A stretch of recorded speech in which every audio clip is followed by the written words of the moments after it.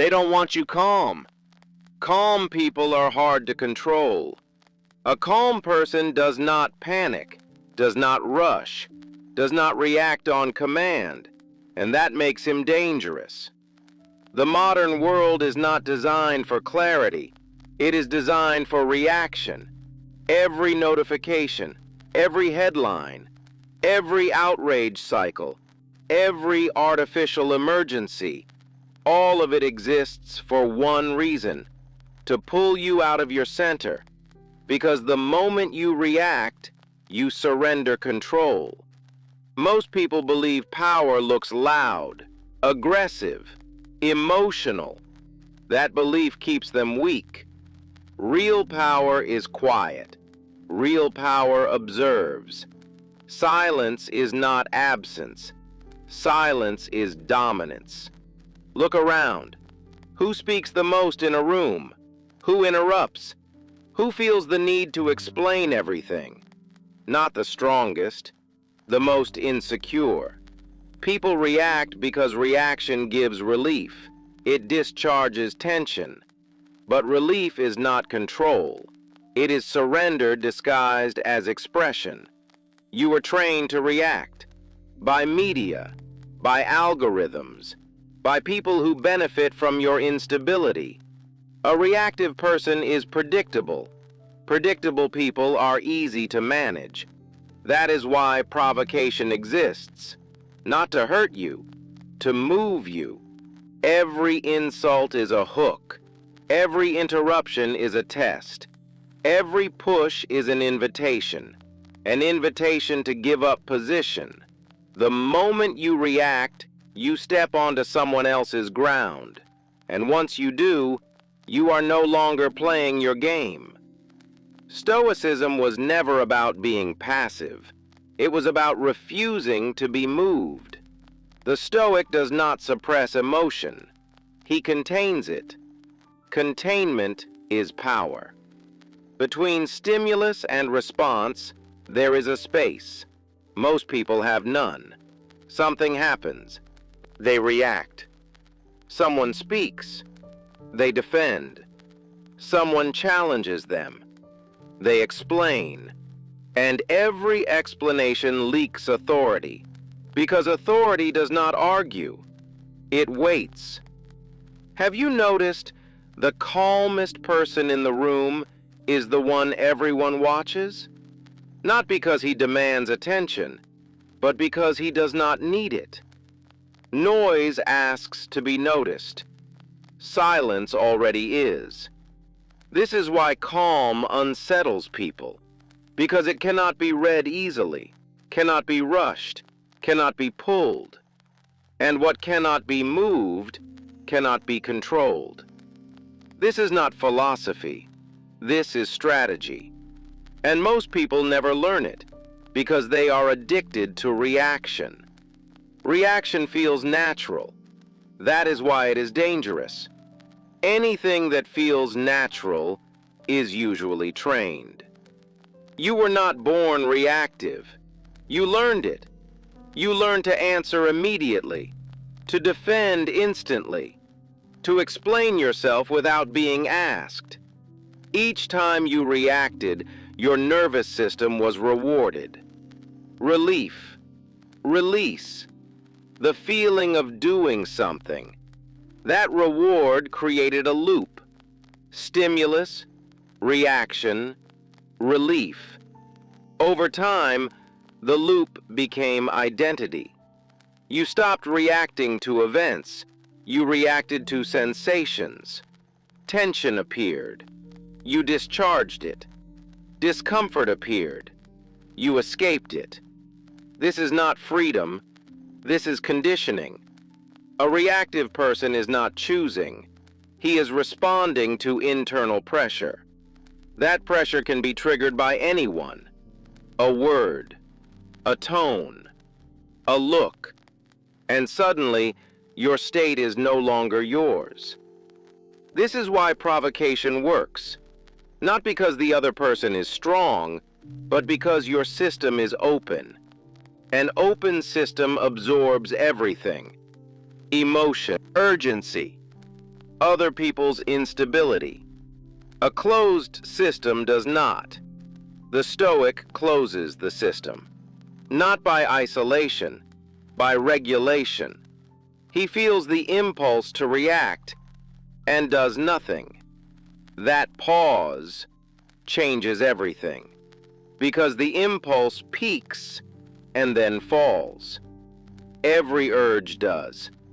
Most people never discover this. They obey the urge before it collapses, so they believe the urge is permanent. It is not.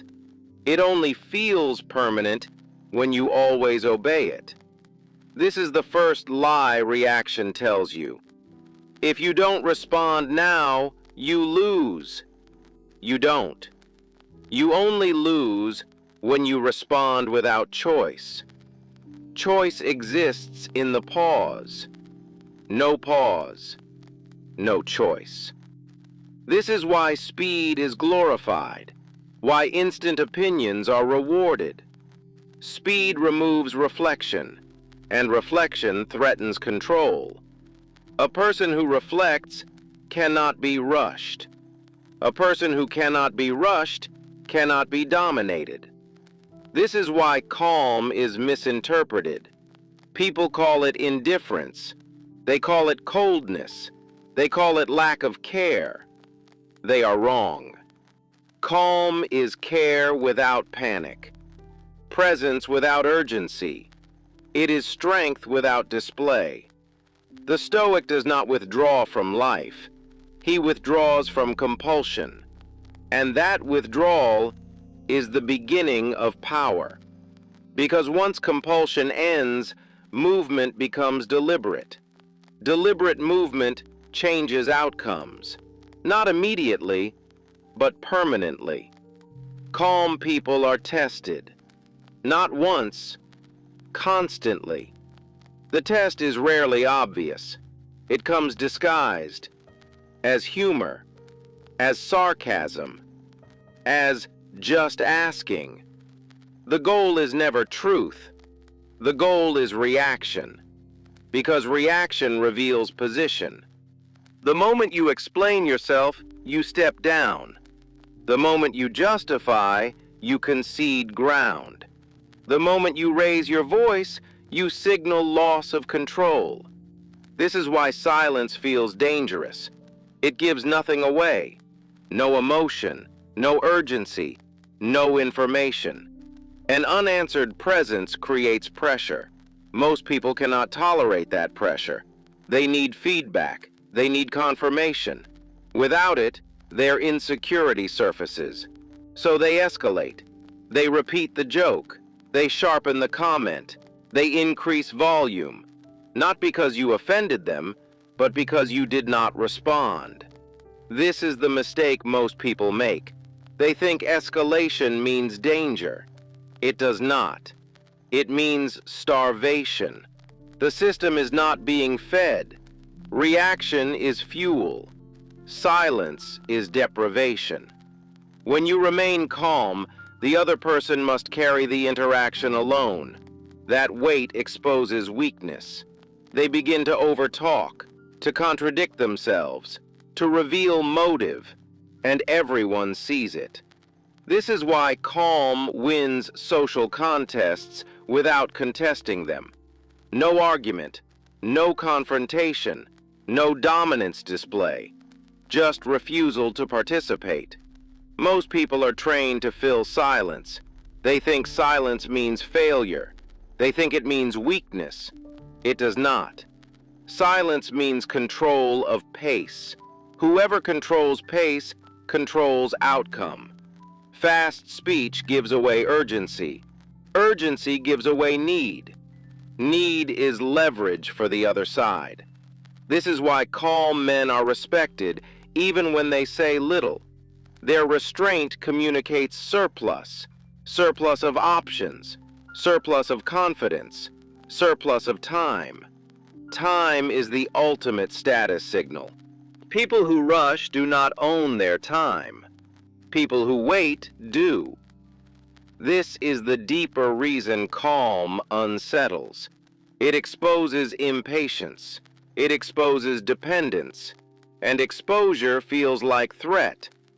So they label you cold, arrogant, detached. Labels are defense mechanisms. They protect the person who cannot tolerate your stillness. The Stoic does not correct these labels. Correction seeks approval. He lets perception settle on its own, because perception that needs explanation has no weight, and weight comes from consistency. Calm is consistent.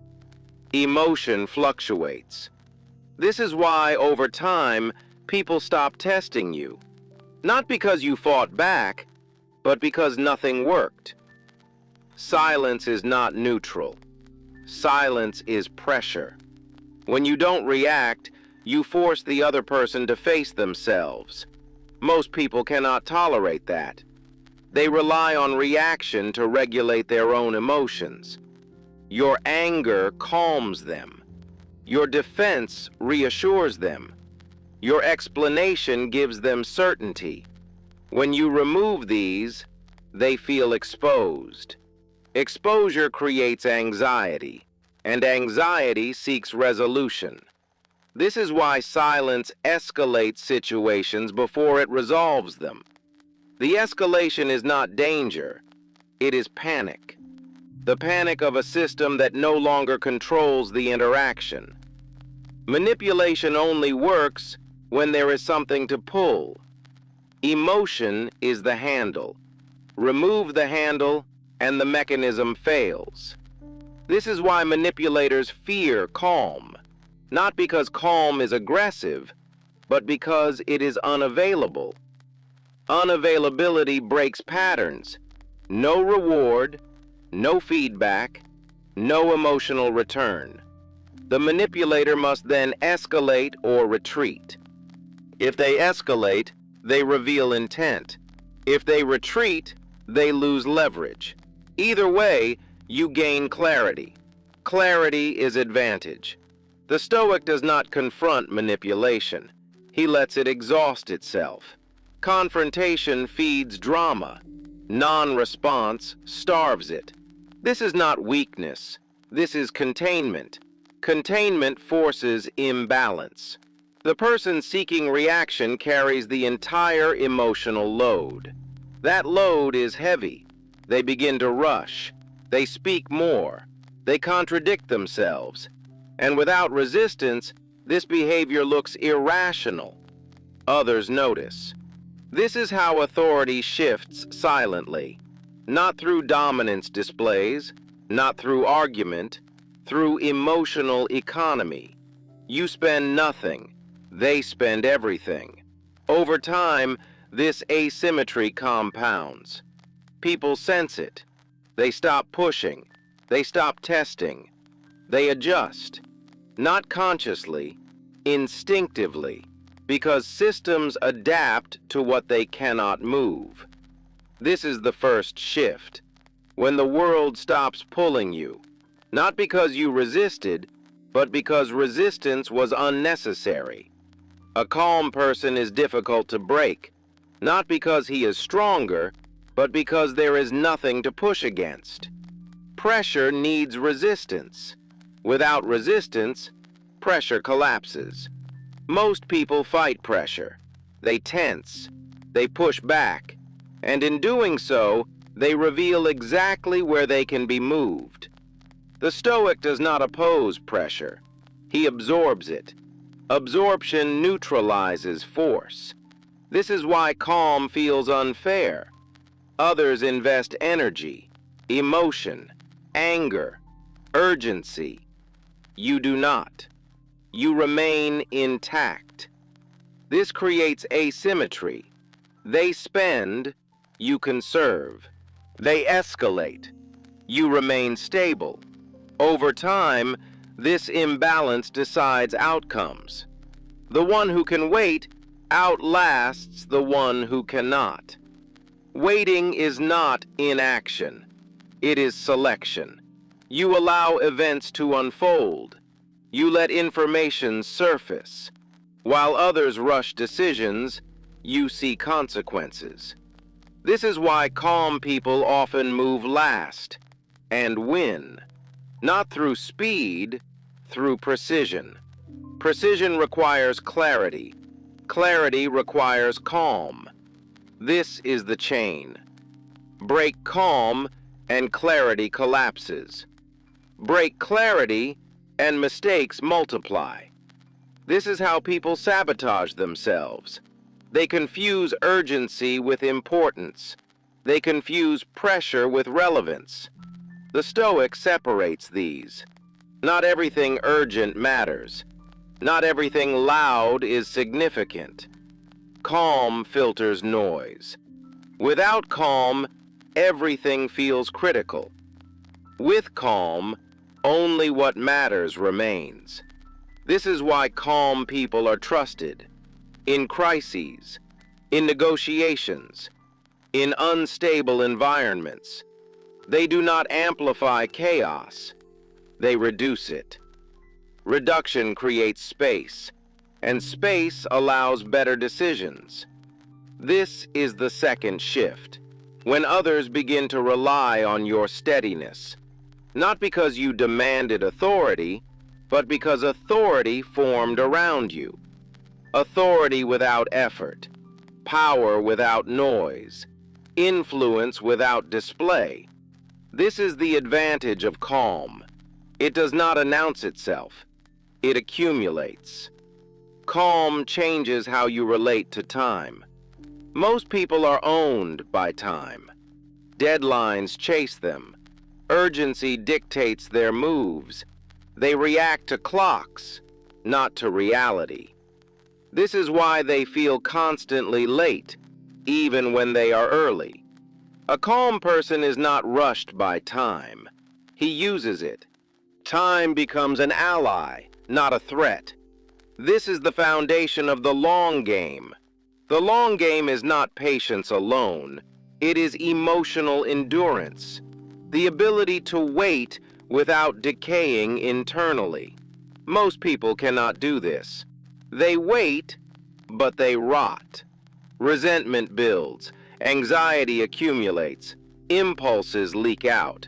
They sabotage themselves before time can reward them. The Stoic waits differently.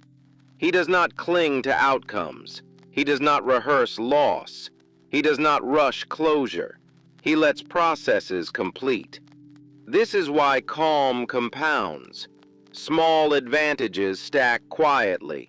Better timing, better decisions, fewer mistakes. While others oscillate, you stabilize. Stability creates consistency.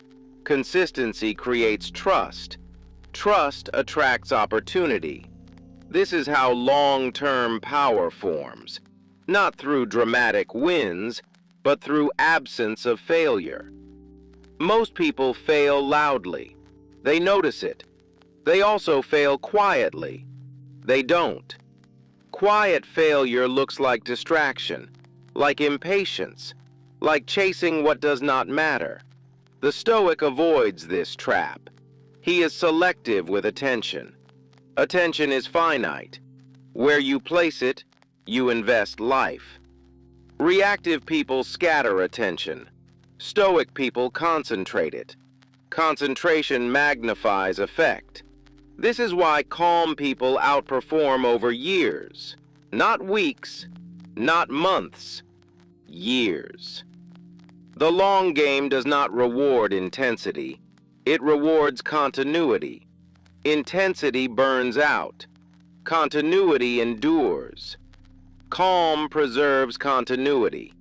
This is the third shift. When time stops working against you and starts working for you. There is a cost to calm.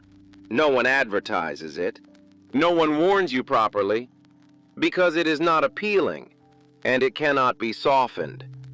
When you stop reacting, you stop bonding through emotion.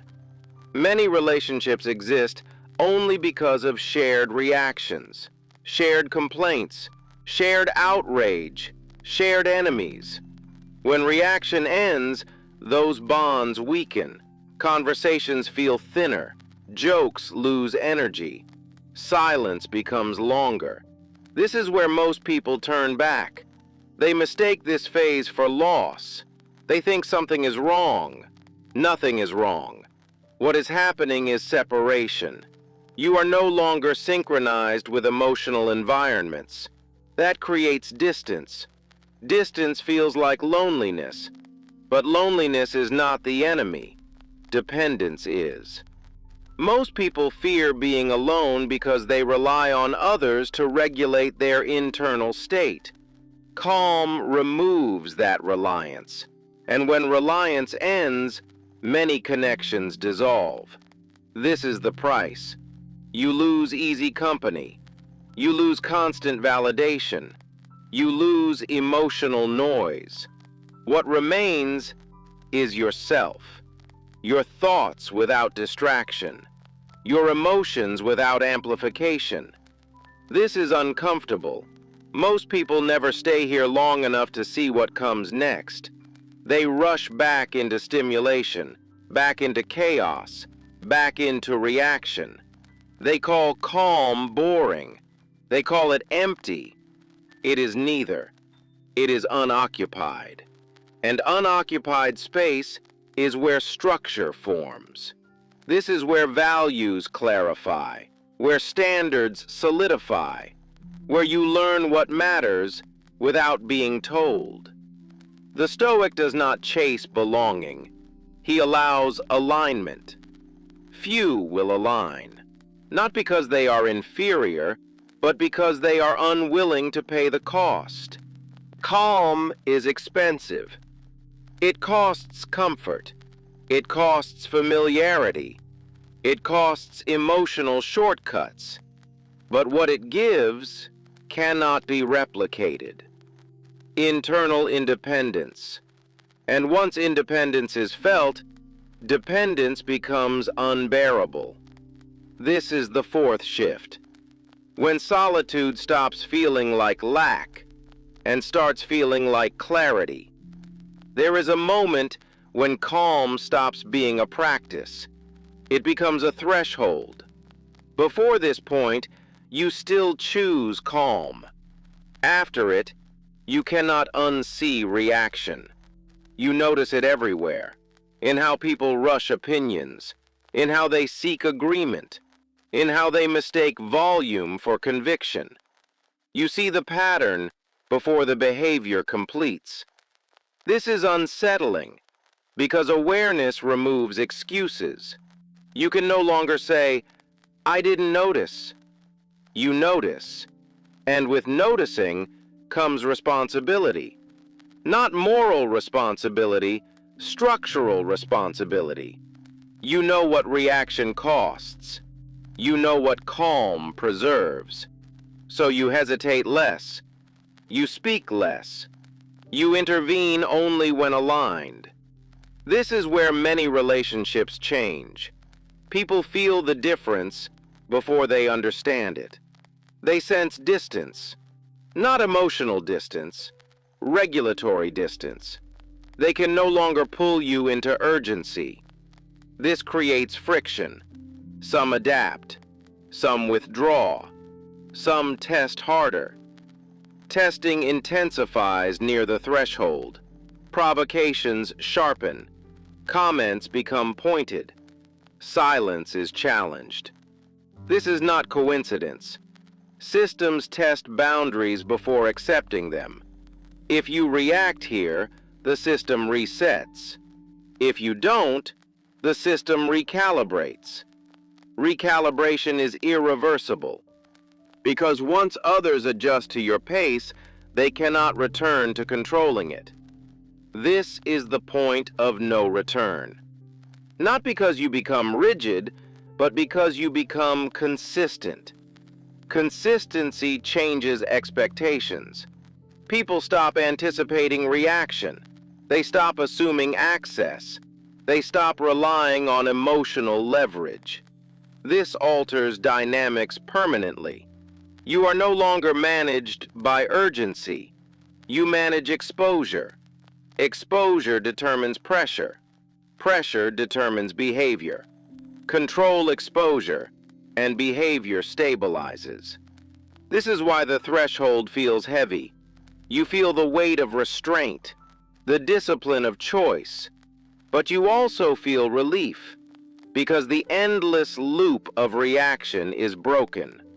No more automatic engagement, no more reflexive defense, no more emotional debt. From this point forward, you move deliberately, not faster, cleaner, not louder, clearer. This is the fifth shift, when calm is no longer effort, and reaction feels unnatural. Money responds to regulation, not intelligence, not ambition, regulation.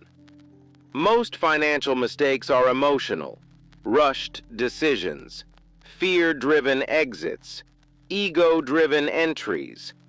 Calm removes these. A regulated person waits for conditions. He does not chase momentum. He does not panic on volatility. Volatility is information. Emotion turns it into noise. The Stoic reads signals without absorbing fear. This applies beyond money. In negotiations, urgency leaks power. The first person to rush reveals need. Need weakens position. Calm conceals need. Silence forces the other side to speak more. More speech reveals structure. Structure reveals leverage. This is why calm negotiators often say less. They let gaps work for them. A pause is not empty. It invites error. People fill silence with concessions, not intentionally, instinctively. This is the same pattern as social tests. Reaction gives information. Restraint withholds it. Information asymmetry creates advantage. Over time, this advantage compounds. Opportunities appear to those who do not force them, because forcing distorts judgment. Calm maintains accuracy. Accuracy builds reputation. Reputation attracts trust. Trust precedes responsibility. This is why calm people are chosen when stakes rise, not when things are easy. When pressure is real, emotional people amplify stress. Calm people contain it. Containment stabilizes systems. Organizations select for stability. Markets reward consistency. Relationships depend on predictability of state. Calm provides all three. This is not charisma. It is reliability.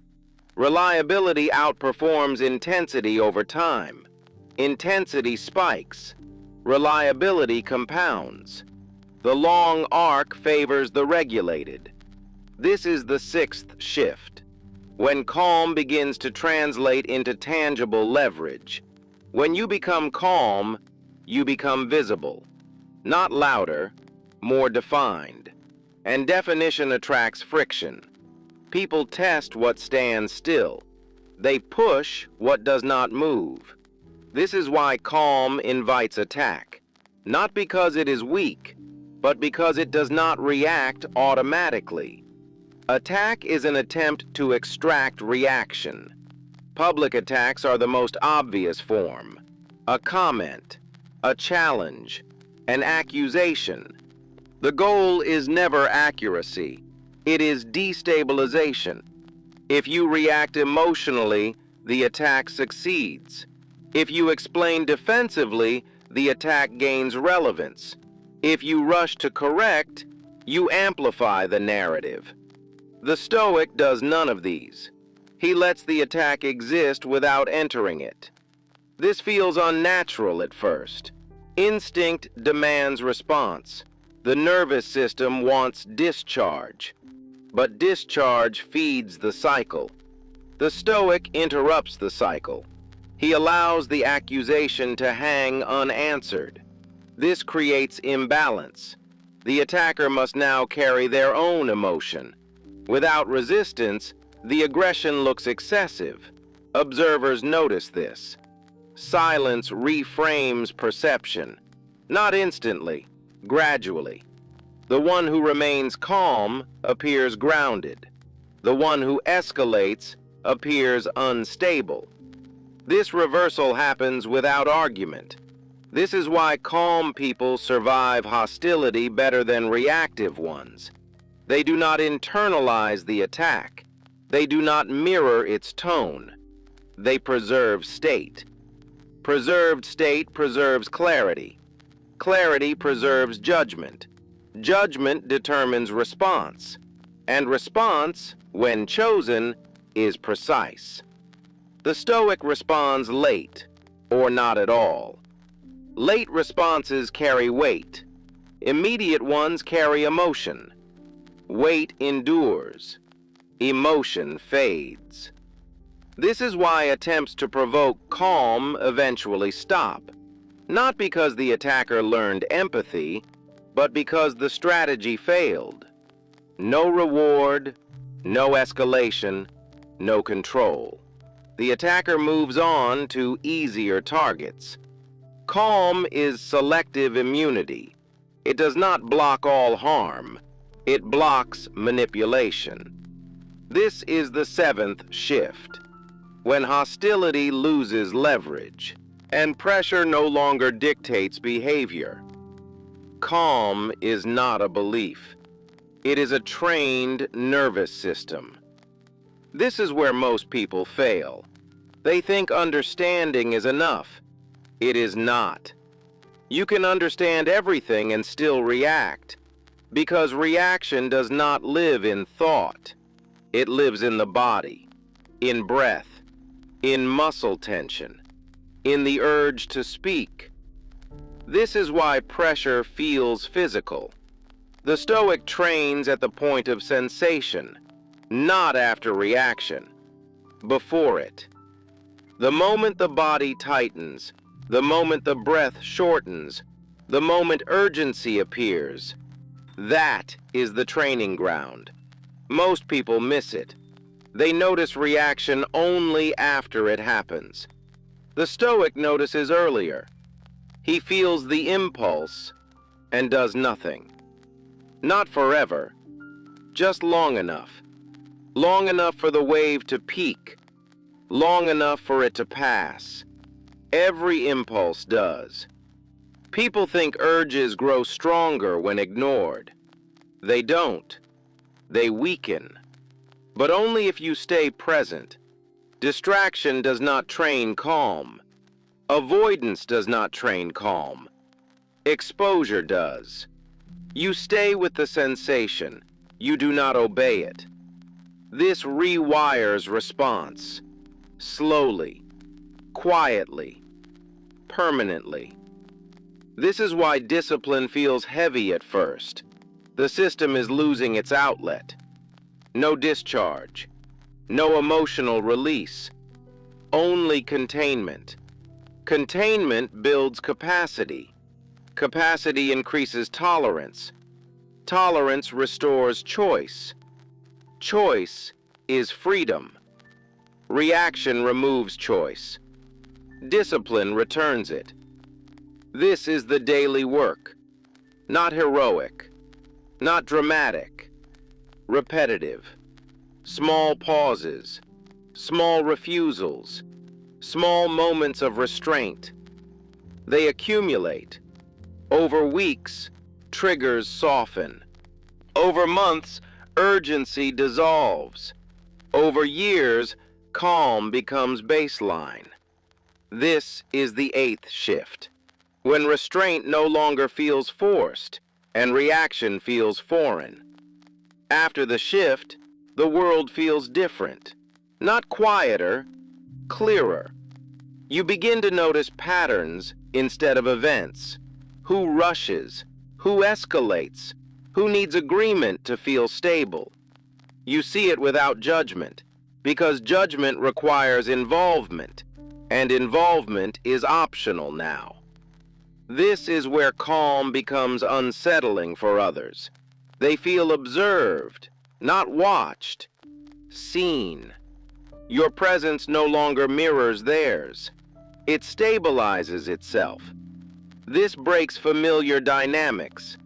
People are used to emotional exchange. They speak, you react. They escalate, you respond. Now the loop is gone. They speak, you listen. Listening without reacting feels like resistance. It is not. It is sovereignty. This is why calm people are called distant. Distance implies withdrawal, but you did not withdraw. You stopped leaking energy. Others interpret this as rejection. It is not. It is boundary without hostility. Boundaries without explanation confuse emotional systems. They are used to negotiation, used to pushback. Calm offers neither. It simply remains. This forces adaptation. Some people slow down. They match your pace. Others become uncomfortable. They feel exposed. Exposure reveals dependence. Dependence seeks reaction. Reaction is no longer available. So labels appear. Cold, detached, unemotional. These labels protect the observer, not you. They explain discomfort. The Stoic does not remove these labels. Removal seeks approval. He allows misunderstanding. Allowing misunderstanding is a high form of strength because it means you trust your own alignment. You no longer need to be seen correctly to act correctly. This is freedom from perception. Most people are trapped by perception. They manage impressions. You manage state. State determines behavior. Behavior shapes outcomes. Perception follows last. This inversion is rare. That is why calm feels powerful. Not because it dominates others, because it ends internal negotiation. No more debates inside. No more justification loops. Only clarity. This is the ninth shift, when inner alignment becomes more important than being understood. Calm does not unite everyone. It separates. Not by ideology, not by belief, by tolerance for silence. Some people cannot stay when there is nothing to react to. They feel restless, unseen, irrelevant. So they create noise. Others remain. They do not need constant stimulation. They do not require emotional exchange to feel grounded. This is where paths diverge. Calm reveals preference. Not moral preference, structural preference. Some people prefer intensity. Others prefer stability. Intensity feels alive. Stability feels empty, until you stay long enough. Then emptiness reveals structure. Structure creates order. Order creates direction. Direction replaces urgency. This is how the inner citadel forms. Not as an image, as a boundary. A boundary between stimulus and identity. You experience events, but you are not fused with them. You hear opinions, but they do not rewrite you. You face pressure, but it does not enter unchecked. This boundary is invisible, but it is felt. People sense it without understanding it. They adjust tone. They choose words. They hesitate. Not because you threaten them, because the old methods stopped working. This is why calm feels elite.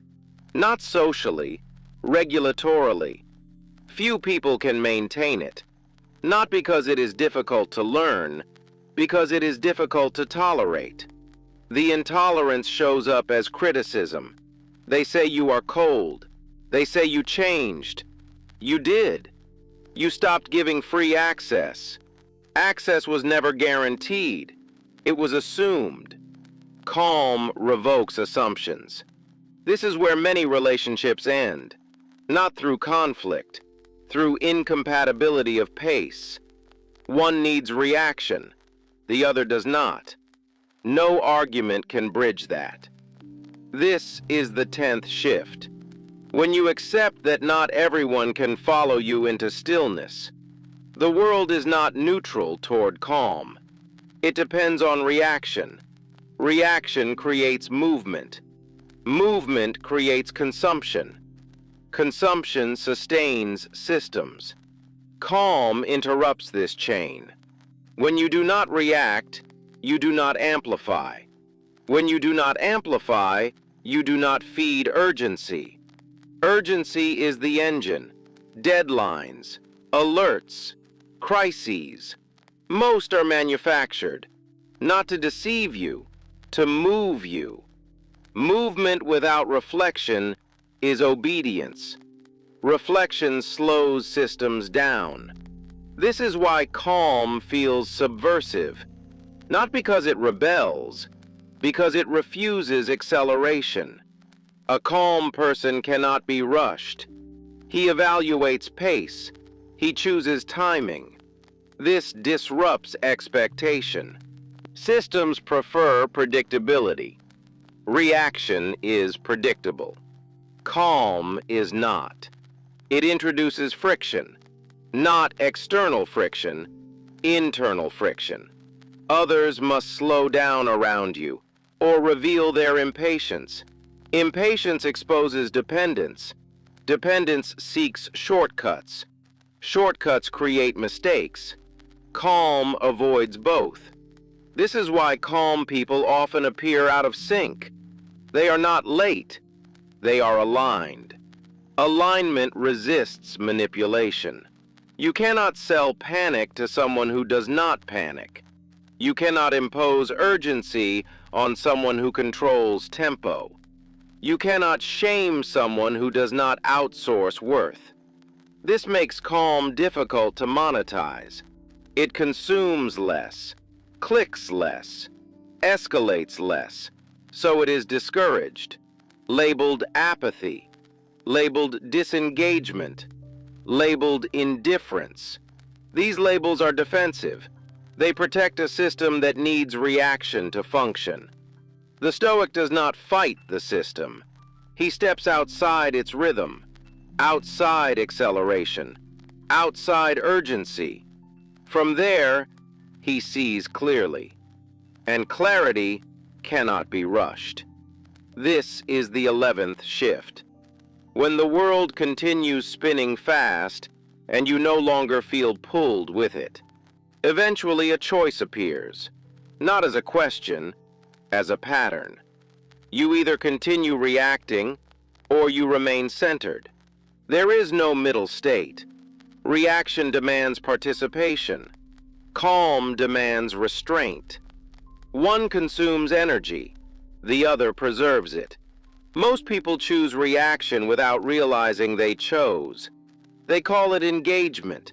They call it passion. They call it being alive. What they feel is stimulation. Stimulation fades. Dependence remains.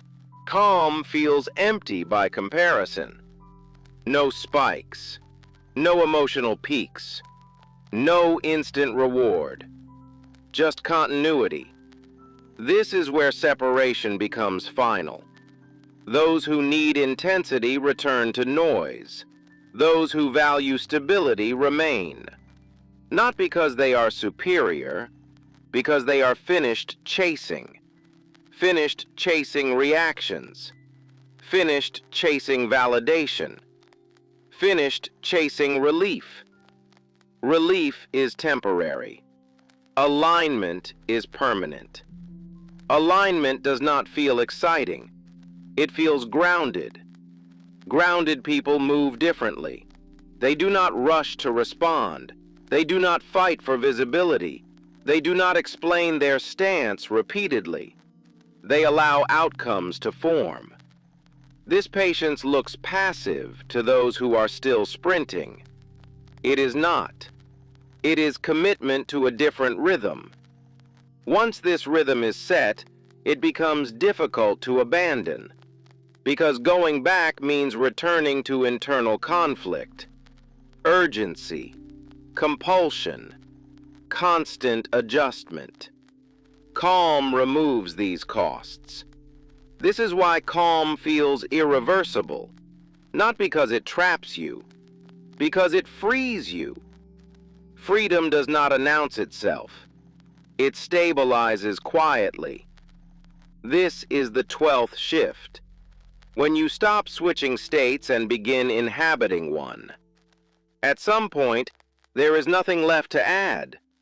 No argument, no explanation, no persuasion, only application. This is where noise loses relevance, not because it disappears, but because it no longer enters. You hear urgency without inheriting it. You see conflict without stepping into it. You notice pressure without absorbing it. This is what calm actually feels like. Not excitement, not confidence. Presence. Undisturbed. Unstimulated. Unimpressed. Most people escape this state immediately. They reach for distraction. They create movement. They look for reaction, because stillness exposes internal noise. Stoicism does not remove that noise instantly. It teaches you not to obey it. Over time, the noise quiets on its own. Not forced, not suppressed, outgrown. You stop negotiating with impulses. You stop arguing internally. Decisions simplify. Not because life becomes simpler, because distortion is gone. What remains is proportion. Things take their actual size. Problems shrink to scale. Nothing feels personal anymore, because nothing needs to be defended. You are not detached. You are unpressured. This difference matters. Detachment avoids life. Calm meets it clearly. You still act. You still decide. You still move. But movement is chosen, not triggered. At this stage, no one can convince you of anything. And that is not arrogance. It is independence. You are no longer persuadable through emotion, no longer movable through urgency. You have returned to center. And from center, there is nothing to prove, no identity to defend, no reaction to perform, just clarity. This is not a conclusion, it is a condition. And conditions do not announce themselves, they remain, quietly.